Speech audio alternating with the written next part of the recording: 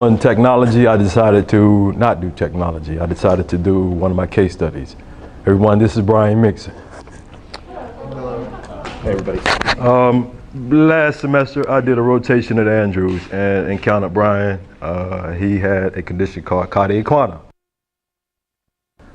and was kind of his story, but I won't tell it to you. I will allow Brian to tell it to you.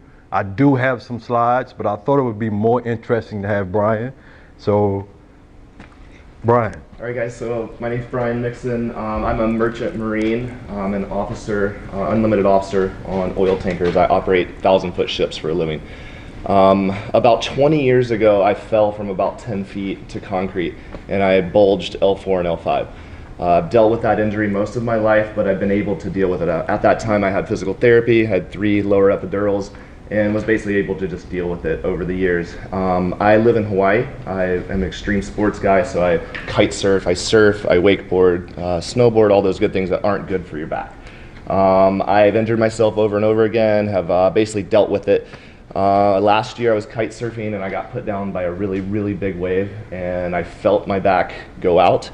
I had to go back to work pretty soon thereafter that, so I decided not to do anything about it besides eat ibuprofen like they were candy. I got off the ship, decided to go back to the doctor.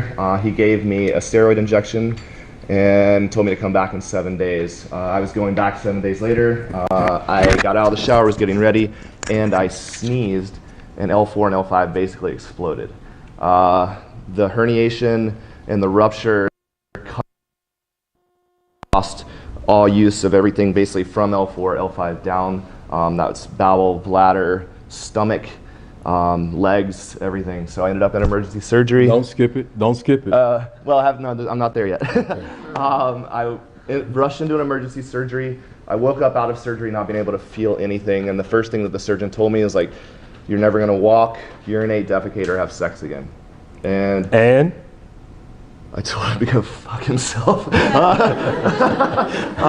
Have you been able to do any of those things? Absolutely. How? Yeah. Which ones? All of them.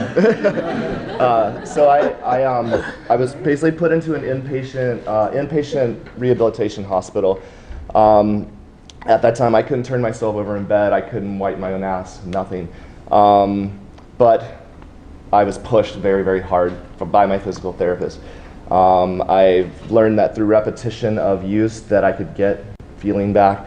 I still can't feel my butt. I have no plantar flexion at all in my right leg. When Jonathan met me, I was on 2 canes. I could barely move. When I came here, I'm from here originally, so I came here to live with my family because I couldn't work more. When I met him, I was going 3 days a week to Andrews, getting pushed very, very hard. Well, I learned through nutrition mostly, so now I intermittent fast. I eat all whole organic diet.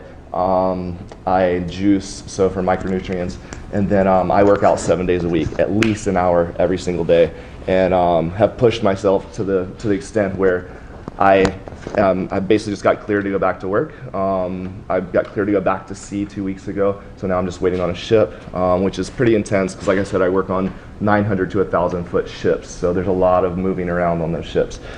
What else? What are you doing now?